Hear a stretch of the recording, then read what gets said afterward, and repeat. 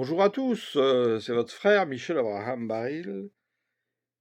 Repos et paix dans le nom de notre Seigneur Jésus le Christ. Et je prie en ouverture de ce message, notre Père céleste, Elohim, Yahweh, au nom de ton Fils Yeshua Mashiach, lui qui a déclaré en Jean 13,13, vous m'appelez Maître et Seigneur et vous faites bien car je le suis. Ce qui veut dire je suis celui qui est le Seigneur, en hébreu, Yahweh Adonai. Alors je déclare, Seigneur, et je te demande, Père Tout-Puissant, au nom de Jésus, que le Saint-Esprit parle à travers ma bouche, que tu sortes des flèches de ton carquois, Seigneur, enduites de ton onction, de tes semences, pour venir toucher les cœurs, nous réveiller, Seigneur. Prendre ton fouet à travers mes paroles, chasser les marchands du temple, venir renverser les faux mythes, les raisonnements, montrer, Seigneur, qu'on ne peut pas enfermer celui que les cieux des cieux ne peuvent contenir dans un livre qui s'appelle la Bible. Oui, ta parole dans la Bible est importante, mais tu as déclaré, j'ai encore beaucoup de choses à vous dire, Seigneur. Vous ne pouvez pas encore les porter quand l'Esprit de vérité sera venu. Il vous témoignera de tout cela. Alors que nous soyons aujourd'hui beaucoup plus sensibles à l'Esprit de vérité qui a encore beaucoup de choses à nous dire, que nous élargissions nos cœurs, afin que ton Saint-Esprit prenne davantage de place, que nous prenions conscience, Seigneur, de quelle génération nous sommes dans ces temps de la fin qui s'approchent, que nous sommes des combattants célestes qui doivent s'unir dans la prière pour combattre les puissances démoniaques, les esprits méchants dans les lieux célestes, et que nous revenions avec un cœur qui prévale vers toi, pas un cœur partagé entre la pensée du monde et toi, Seigneur. Et que nous cherchions, affamés, assoiffés, Seigneur, ta parole, toi qui es le pain de vie. Oh, béni sois-tu, Seigneur. Amen. Louange à toi, ô Éternel.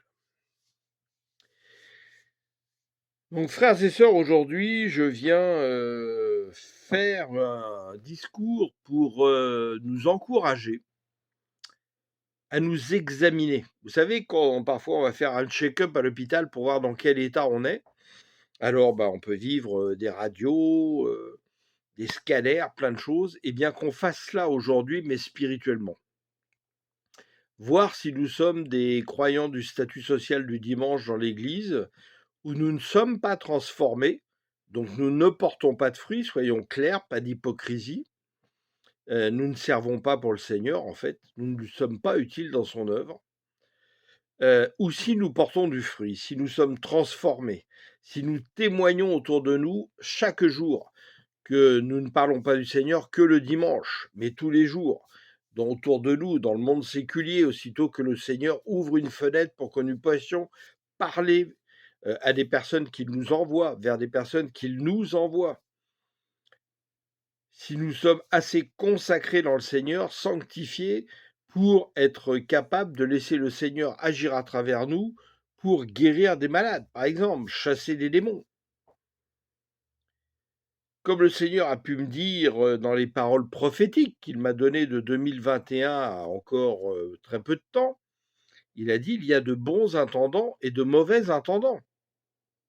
Alors un message pour vous qui vous faites appeler pasteur, évangéliste, prophète, prenez tous les noms que vous voulez, archibishop, cardinal, évêque, pape, j'en ai rien à faire. Je vous rappelle que tout ça, c'est faux, parce que déjà, vous devriez vous présenter en tant que frère, parce que tout ça sont des fonctions et non pas des titres. Il n'y a pas de titre dans le royaume. Et le seul qui a un titre, c'est le Seigneur, qui est le roi des rois. Il a bien dit d'ailleurs, personne ne vous appelle votre père, que vous n'appeliez personne votre père, encore moins mon Seigneur, que personne ne se prosterne devant un homme, etc., etc. Or, aujourd'hui, majoritairement, nous sommes partout dans des églises où les gens cherchent à être sous l'emprise des hommes, à adorer des hommes, adorer des ministères, au lieu d'adorer Dieu. C'est très subtil, mais c'est comme ça que Satan travaille justement pour faire tout pour que vous ne vous connaissiez pas vous-même à travers la personne qui est en vous, c'est-à-dire Christ. Alors soyons bien clairs, l'Esprit du Seigneur, il est en chacun de nous. La lumière divine se trouve en chacun de nous. Que nous soyons protestants, baptistes, évangéliques, pentecôtistes, presbytériens, catholiques, catholiques orthodoxes, catholiques charismatiques, païens, athées, le Seigneur est dans chaque homme. Et le Christ le dit dans son évangile, et c'est encore plus clairement dit dans l'évangile de Thomas, c'est pourquoi cet évangile a été brûlé, a été déclaré apocryphe, et on a tout fait pour que vous ne le connaissiez pas, et la plupart refusent de le lire, alors qu'on y retrouve les choses qui sont dans les autres évangiles, mais moins édulcorées, qui nécessitent une méditation avec l'aide du Saint-Esprit, mais qui vont beaucoup plus en profondeur, et également des choses qui sont dites plus clairement, mais qui sont dites aussi dans les autres évangiles, mais pas de façon aussi claire, pour que la plupart ne comprennent pas. Et ces choses-là, elles sont simples. Comme par exemple dans l'évangile de Thomas, si des hommes vous disent que le royaume est dans le ciel, les oiseaux arriveront avant vous. S'ils vous disent qu'il est dans la mer, les poissons vous précéderont. Voici que le royaume, il est au dedans de vous, il est au dehors de vous. Oui, parce que Christ est toute la plénitude. Dieu est esprit. Et il n'y a rien dans ce que le Christ, la parole, le Verbe fait chair, a pu créer dans l'univers. Celui qui a créé le ciel et l'univers n'a pas besoin de temple bâti de main d'homme. C'est nous, le temple du Saint-Esprit. Dieu habite en nous. Et c'est une recherche intérieure pour laisser la lumière du Christ nous illuminer de l'intérieur, pour que nous soyons enfin la lumière du monde, le sel de la terre. Alléluia!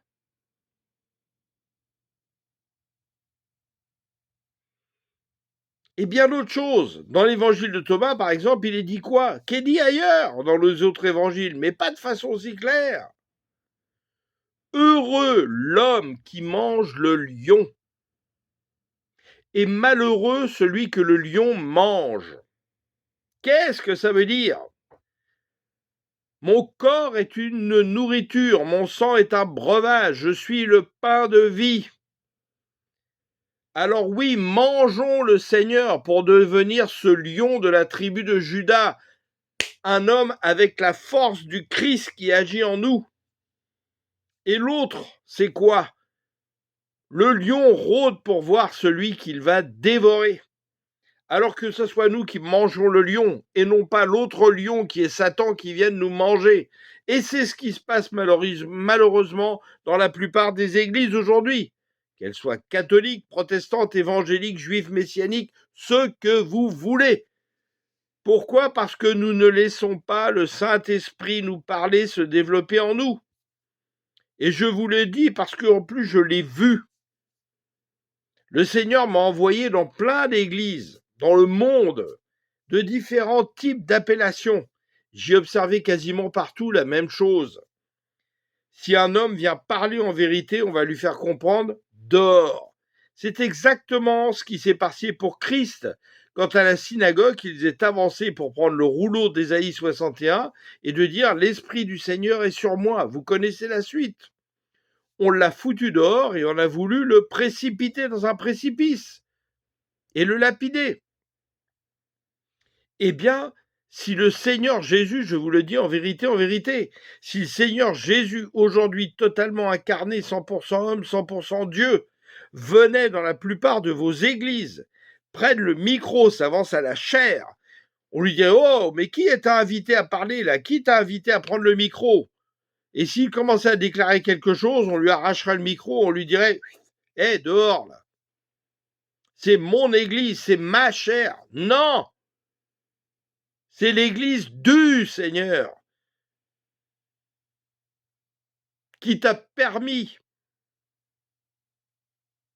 de l'utiliser, mais pas pour faire n'importe quoi, pour honorer celui qui nous envoie et être fidèle à son évangile et non pas à des évangiles qui ont été traficotés par les hommes. Et si tu n'es pas capable de comprendre que depuis toujours, dans l'histoire des hommes, les hommes de pouvoir ont mis leurs mains dans les choses, comme dans les livres d'histoire et même dans la Bible, pour traficoter des choses, pour garder un pouvoir religieux sur les autres et empêcher que justement tu puisses aller au Christ directement par l'aide du Saint-Esprit, c'est-à-dire le faire jaillir de toi-même,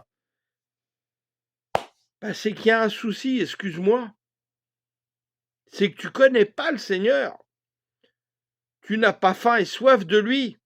Tu préfères être sous l'emprise des hommes, dans un confort religieux qui te rassure.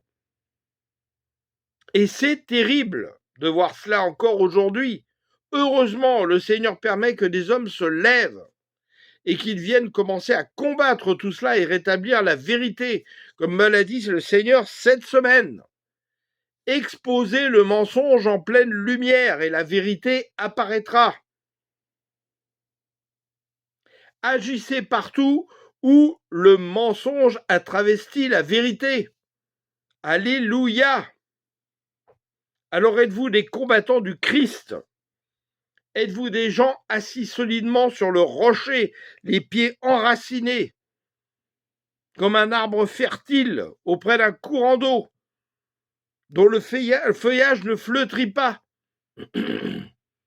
Ou êtes-vous un bébé spirituel assis sur un banc d'église, qui va à son statut social du dimanche à l'église et qui le reste du temps, toute la semaine, va faire quoi? Adorer les choses du monde, se soumettre à la pensée du monde, se soumettre au système babylonien du monde? Sortez du milieu d'eux, dit le Seigneur. Ça n'a jamais été aussi vrai qu'aujourd'hui. Prenons conscience de la génération que nous sommes. Malachie 3, 16 à 21, méditez. Les frères doivent se parler, s'entretenir. Un livre du souvenir est écrit par le Seigneur pour voir ceux qui le servent, ceux qui ne le serviront pas. Et au moment voulu, justement, ceux qui vont être une pierre précieuse pour le Seigneur. Avons-nous la soif de la vérité? Avons-nous faim du Christ?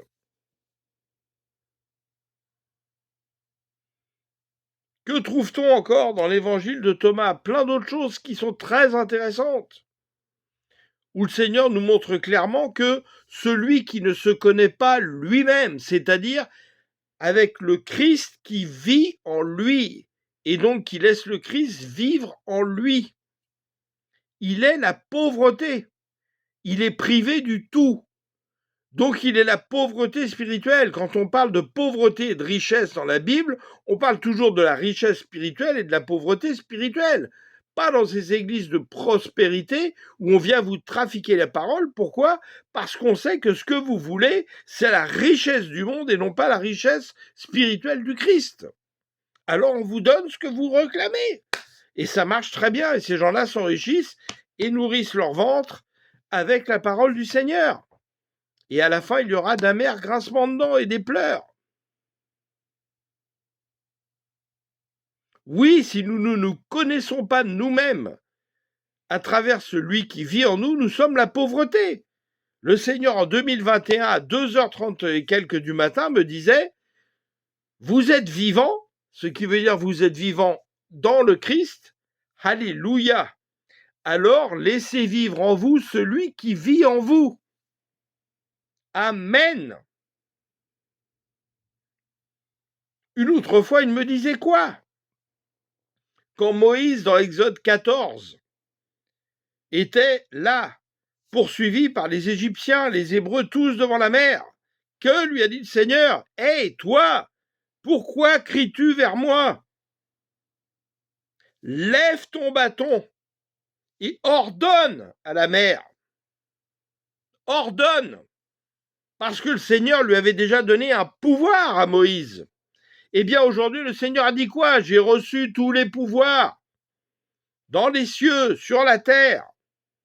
Et il vous donne ces pouvoirs. Eh bien, notre bâton aujourd'hui, comme celui de Moïse, c'est le bâton de la foi. Alors levons ce bâton de la foi et arrêtons de supplier le Seigneur. Seigneur, fends la mer, Seigneur, fais ci. Non, le Seigneur attend, si tu t'es connu toi-même à travers le Seigneur qui vit, que tu laisses le Seigneur parler à travers toi comme un canal, lever ton bâton de la foi et déclarer à la montagne de se jeter dans la mer.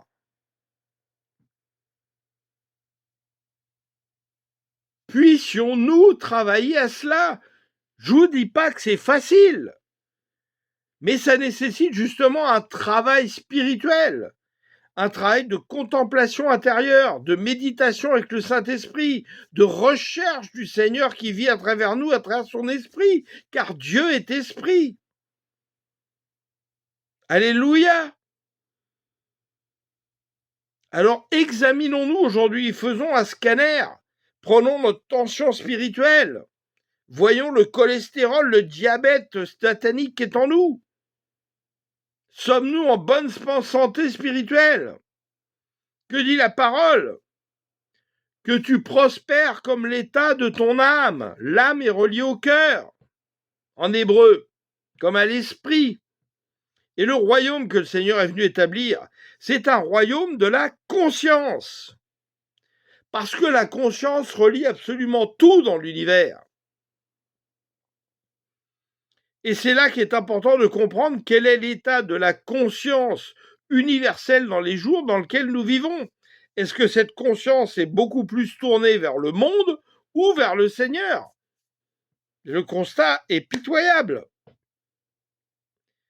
Donc au lieu, par exemple, aujourd'hui, oh, le Seigneur revient, le Seigneur revient, le Seigneur revient, oui, ben on le sait qu'il va revenir. Mais c'est pas ça le problème. Le problème, c'est qu'est-ce que va trouver le Seigneur quand il va revenir? Est-ce qu'il va venir nous voir et nous dire « Heureux le serviteur que le maître trouve à l'ouvrage quand il revient et qu'a fait prospérer son royaume par le témoignage fidèle et véritable de sa parole ». C'est ça qui est important. Et aujourd'hui, il n'y a pas de quoi se vanter. Sur plus de 8 milliards d'habitants, il y a à peu près 2 milliards de chrétiens, alors que ce n'est pas notre vraie appellation. Notre vraie appellation, c'est enfants de l'Éternel, qui nous vient de Dieu. Chrétiens, c'est les païens qui nous ont appelés comme ça. Mais combien y a-t-il réellement d'enfants de l'Éternel? Eh bien, sur 8 milliards et demi d'habitants, il n'y a pas de quoi se vanter. Alors prions plutôt pour racheter le temps, demandons au Seigneur plutôt de nous accorder encore du temps, qu'il use de patience, car nous avons encore beaucoup de choses à faire. Et que nous nous parlions entre frères et sœurs qui avons l'amour de la vérité, pour que nous puissions mettre des sujets de prière où nous nous réunissons, même si nous sommes loin de l'autre, mais en union de prière, car nous sommes reliés par des fils invisibles dans le cœur du Seigneur qui représente son Église, avec un grand E, pas les églises des hommes, que justement nous puissions prier ensemble à travers la planète avec peut-être des millions de frères qui justement sont unis à la même heure en train de prier en esprit, en vérité, avec la force du Saint-Esprit et du Seigneur qui parle à travers notre bouche, que nous puissions prier en langue pour envoyer des scuds, mais le vrai parler en langue, pas le faux parler en langue comme beaucoup disent, et des ba pendant une demi-heure, mais le vrai parler en langue, qu'est-ce que dis-je, Paul? Je remercie le Seigneur de parler en langue plus et mieux que vous tous. Le parler en langue est un parler élaboré. Plus tu grandis dans le Seigneur, il n'y a pas que des bababa, réchéké, bababa, baba, non, non, ça va bien plus loin que ça. Laisse-toi agir. Laisse agir le Saint-Esprit, Seigneur Jésus, laisse-le agir en toi. Tu vas voir que ton parler en langue va évoluer, tu vas même être surpris.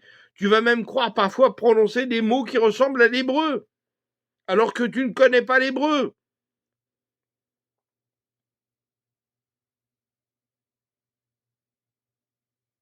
Comprenez-vous, mes frères, ce que je suis en train de dire? Comprenez-vous, mes sœurs, ce que je suis en train de dire? L'image de Thomas qu'on a présentée dans la Bible a été totalement fabriquée. Thomas n'était pas un croyant qui était plein de doutes, etc. Non, c'est faux, c'est totalement le contraire. Pourquoi, à votre avis, l'appelait-on Didyme, le jumeau? Personne ne se pose la question, le jumeau de qui? Il était le jumeau spirituel du Christ, c'est-à-dire le plus proche spirituellement de l'enseignement du Christ. Et dans la réalité, justement, le Seigneur voyait que cet homme comprenait mieux que les autres. Et Pierre, comme très souvent, était jaloux, se mettait en colère, comme il s'est mis en colère aussi contre Marie-Madeleine, qu'on nous a présentée comme une prostituée, comme ceci, comme machin, alors que c'était une des apôtres préférées du Christ, qui avait la plus haute compréhension de la conscience. Ça, c'est la vérité. Et vous voulez pas l'accepter parce que c'est pas écrit dans la Bible. Mais si le Saint-Esprit vient te le dire, tu vas lui dire quoi au Saint-Esprit? Non, non, Saint-Esprit, c'est pas écrit dans la Bible. Qu'est-ce que le Saint-Esprit va te communiquer au cœur? La foi vient de ce qu'on entend. L'homme ne se nourrit pas de pain seulement, mais de tout ce qui sort de la bouche du Seigneur. Parce que des gens, il y a plusieurs 1600, 1700 ans, ont brûlé des évangiles pour que tu les connaisses pas, parce que c'était un danger pour eux, pour qu'ils perdent le contrôle politico-religieux sur toi. Alors tu vas pas lire. Tu crois que l'évangile de Thomas va te mordre? Tu crois que l'évangile de Marie-Madeleine va te mordre? Oui, il va mordre ta conscience pour te réveiller et te dire « Hey, réveille-toi !» Le Seigneur était venu te dire des choses. On n'a pas permis que tu les entendes. Là, aujourd'hui, tu as cette possibilité, tu as ce choix, parce que ça a été déterré, la vérité a été déterrée. Que vas-tu faire? Non, je préfère rester dans mon petit mensonge qui me rassure, mon petit confort, ma petite tranquillité. Moi, je vais à l'église du dimanche, je fais ma petite prière, et voilà, je repars, je vais manger mon poulet à midi, et puis le lundi, je repars sur Facebook pour lire un fil d'actualité avec plein de stupidités qui ne me font pas grandir dans le Christ. Je vais dans les magasins, je commande sur Internet toute la journée pour remplir ma maison de plein de choses inutiles, m'amasser de choses inutiles qui pourrissent, qui rouillent, qui remplissent ma maison pour rien. Et puis le dimanche, je retourne à ma petite église et je prie, je chante, alléluia, alléluia. Mais est-ce que tu es transformé? Est-ce que nous sommes devenus des fils d'hommes à l'image de la ressemblance du Fils de l'homme? Faisons l'homme à notre image et à notre ressemblance. C'est ça que Dieu veut. Il veut pas que tu sois un chrétien assis sur un banc toute ta vie qui sera le même aujourd'hui, demain, après-demain et après-après-demain. Il veut que tu sois un combattant céleste, un témoin fidèle. Ils l'ont vaincu à cause de la parole de leur témoignage. Que tu renonces le plus possible à ta vie dans le monde et que tu portes ta croix. Que tu renonces à toi-même, à ton toi égo. Regardez combien de fois on fait que des prières égocentriques. Et tout ce que je vous dis, je l'ai vécu. Et je le vis encore. Je combats contre ma chair là-dessus. Celui qui édifie les autres s'édifie lui-même. Regardez dans les églises la plupart du temps. Oh, prions pour que notre église, c'est ton église? Non, c'est l'église du Seigneur. Prions pour que notre église ait plus de membres, que notre église ait plus de richesses. Oh, prions pour que ceci, prions pour que cela, Seigneur. Oh, Père, oh, pasteur, priez pour moi, pour que ceci, pour que cela. Mais quand c'est qu'on va prier pour les nations, pour que justement le Seigneur établisse quelques présidents aujourd'hui selon le cœur de Dieu, comme David? Il le fera peut-être pas pour toutes les nations, mais s'il le fait déjà pour au moins une ou deux nations, qu'elles éclairent les autres nations. Ne croyez-vous pas qu'il va se passer des choses? Prions pour ceux qui sont persécutés aujourd'hui dans les pays islamiques, où la CIA a tout fait pour que l'islam arrive comme une arme anti-christianisme, en Afghanistan, au Pakistan et ailleurs, où là on vient tuer les gens, brûler les églises. Mais on s'en fout tout ça. On regarde que les actualités inutiles qui nous servent à rien. On sait qu'il y aura des guerres, on sait tout ça. Ça doit arriver, nous l'a dit le Seigneur. Mais nous, qu'est-ce qu'on fait spirituellement pour faire en sorte que ces choses, justement, ne prolifèrent pas? Qu'est-ce qu'on fait pour que les esprits méchants, les esprits sataniques, la franc-maçonnerie luciférienne qui dirige le monde entier au niveau du monde, au niveau de tous les postes principaux du monde, ne puissent pas continuer à agir par ces mensonges à travers les Davos, les clubs Bilderberg, la trilatérale et toutes ces réunions secrètes? On vient citer dans nos mannes quotidiennes des personnes, mais qu'on connaît même pas, on connaît même pas ces personnes-là. On vient citer des présidents américains, par exemple, ou ceci, ou machin, ou tel pasteur, qui était presbytérien, mais qui en même temps était franc-maçon luciférien, élevé au 33e grade, glorification de Satan. Mon peuple périt par manque de connaissances. Les satanistes le disent. Leurs plans réussissent parce que les hommes ne connaissent pas l'histoire. Ils sont oublieux de l'histoire, oublieux de ce qui s'est passé avant. La vraie histoire, pas l'histoire trafiquée dans les manuels de l'école pour formater les cerveaux du plus jeune âge à l'histoire mensongère voulue par le pouvoir politico-religieux. Est-ce si difficile à comprendre?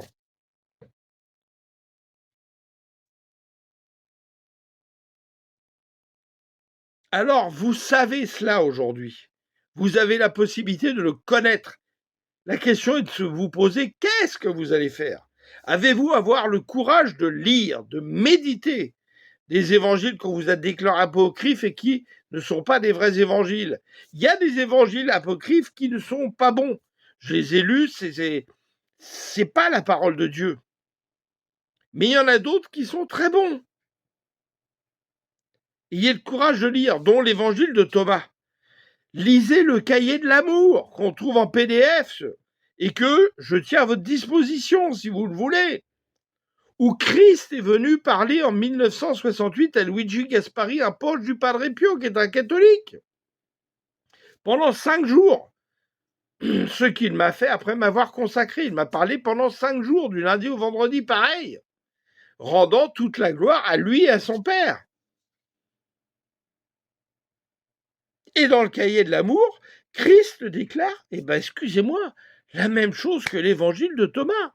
Je suis dans le cœur de tous les hommes, y compris ceux des athées, mais qui m'ont relégué dans une petite cachette secrète, et j'attends patiemment qu'il me laisse sortir. Mais malheureusement, aujourd'hui, beaucoup de croyants ont aussi relégué le Seigneur dans cette petite cachette secrète, car ils mettent plus confiance dans les hommes, dans les grands, que dans le Seigneur. Pourtant, le psalmiste nous le répète, qu'il faut mieux mettre sa confiance dans l'Éternel que dans les grands, dans l'Éternel que dans les hommes. Maudit celui qui se confie dans l'homme. Alors moi, je ne vous demande pas de me croire sur parole. Je ne suis pas là pour être un gourou. Je suis là pour témoigner de ce que le Seigneur me demande de témoigner. Vérifiez par vous-même. Questionnez le Saint-Esprit. Alléluia. Alors je vous souhaite aujourd'hui encore une très belle journée dans la plénitude du Seigneur, dans votre recherche du Seigneur, et de grandir, d'être changé, de foutre en l'air vos citadelles de certitude qui ont été mis en vous depuis le plus jeune âge, de génération en génération. Et vraiment que le Seigneur vous renouvelle, qu'il nous renouvelle dans sa sagesse, dans sa connaissance, afin vraiment que nous soyons transformés, que nous puissions témoigner fidèlement de sa parole, que nous puissions voir dans nos Bibles là où les hommes sont passés pour trafiquer les choses, où des scribes grecs ont édulcoré la parole pour lui faire perdre une partie de sa puissance. Dans le livre, malheureusement, qui n'est plus édité non plus, L'évangélisation dans l'Église primitive de Michael Green, que je tiens aussi à votre disposition en version PDF, donc qui est très lourde parce qu'elle fait 600 pages, mais extrêmement intéressante, avec des témoignages des premiers du 1er, 2e siècle, tous étaient inquiets de l'altération de la parole de Dieu à cause de la parole grecque et de la puissance hellénistique de l'époque. Trouvez-vous normal qu'on ait écrit l'évangile en grec, alors qu'il aurait dû être écrit en hébreu et en araméen? À votre avis, posez-vous des questions. Et qu'ensuite, derrière ça, l'empereur Constantin, qui voulait la paix politique dans son royaume, a décidé de dire qu'il s'était christianisé mon œil. Il était quelqu'un qui pratiquait la magie noire romaine et qu'il a réuni des évêques qui avaient déjà un pouvoir religieux sur les hommes pour dire hey, vous me virez tout ce qui est dangereux pour remettre en cause notre pouvoir politique, etc. Vous foutez ça dehors pour qu'on maintienne ce pouvoir. C'est une évidence. L'homme ne continue que de faire cela aujourd'hui en 2026. Et sommes-nous aveugles? L'évangile de Christ doit venir vous frapper aux trois axes, là, vous secouer pour dire oh, réveille-toi, change d'attitude. Il n'est pas là pour vous dire oh, dors, mon tout petit, tout va bien, tout va bien. Non, non. Ce qui vous dit tout va bien, c'est de mettre votre confiance dans l'Éternel. Mais pour mettre sa confiance dans l'Éternel, faut-il le connaître de la bonne manière? C'est pas tout de dire j'ai fait de l'Éternel mon refuge, ma forteresse. Son plumage me couvre. Mais connais-tu l'Éternel? Le connais-tu à travers toi? Ton cœur est-il tourné vers lui principalement ou plus vers le monde? Car si tu déclares ces paroles sans conviction, la foi est une conviction, ça ne te servira de rien. Alléluia. Alors je suis pas là venu pour vous embêter aujourd'hui. Je suis là pour vous dire réveillez-vous, examinez-vous. Examinons-nous, réveillons-nous, je m'inclus là-dedans. Amen.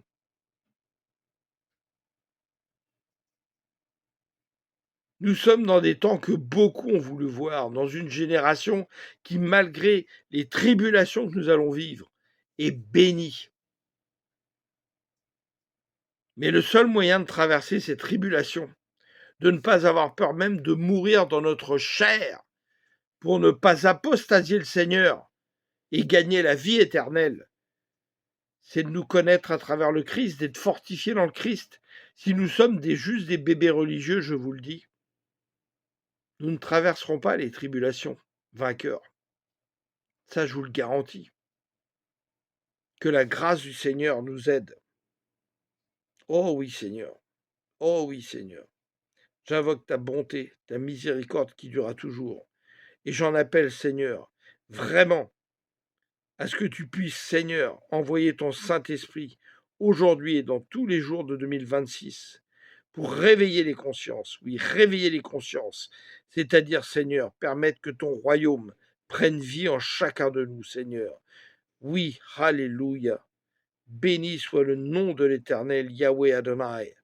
Oh oui, que ton nom soit glorifié, sanctifié. Ô agneau divin, agneau de Dieu qui ôte le péché du monde. Oui, louange à toi, Seigneur. Que toute la création, que toutes les créatures, Seigneur, que tous les hommes, Seigneur, te louent.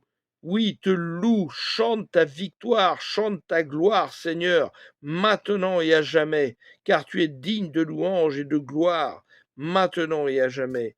Alléluia. Et vous, les protestants, lisez également des Bibles que l'Église catholique utilise, mais où il y a vraiment des paroles inspirées du Seigneur, comme la Bible de Jérusalem ou la Bible Hostie, car vous allez mourir par manque de connaissances. Il y a des choses, là, dans des livres qui ne sont pas publiés chez les églises protestantes, les paroles, les Bibles protestantes, qui sont extrêmement importantes à comprendre, qui sont messianiques. Il y a l'Ecclésiastique, par exemple, de Ben Sira, qui est très intéressant, le livre des Maccabées, Tobie et bien d'autres choses. Arrêtez de vouloir obéir aux hommes. Obéissez au Saint-Esprit, obéissez selon les convictions de votre cœur, ayez soif, ayez faim de la parole.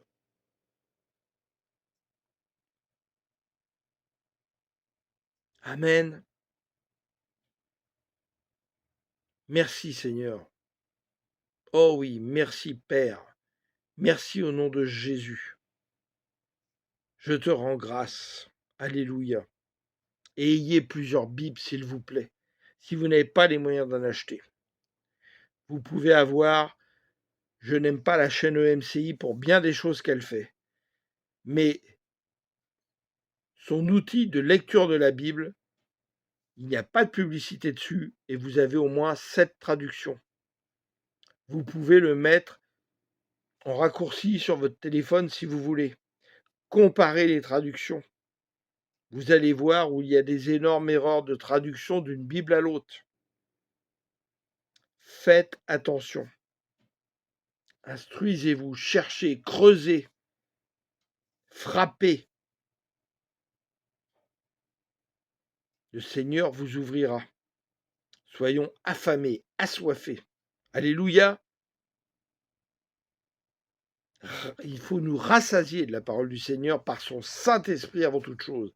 Si nous lisons la parole et qu'elle n'est pas illuminée par la lumière du Saint-Esprit, nous passons à côté des profondeurs. Or, que dit le Seigneur? Jette tes filets en eau profonde. C'est là que sont les gros poissons. Si on jette en surface, on n'aura que les petits poissons. Vous vous ferez une fricassée, mais vous aurez encore faim. Amen. Et prenez bien conscience d'une chose. C'est dans Jean 17, 17 et la suite.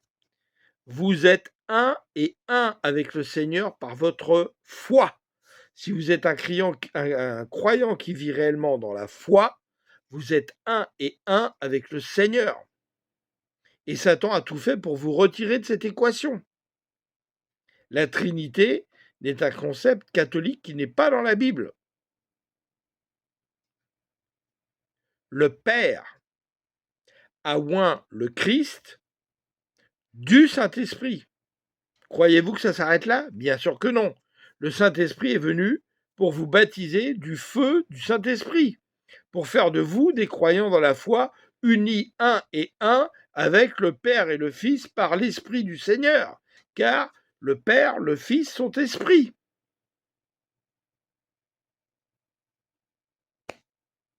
Ne vous retirez pas de l'équation du Seigneur.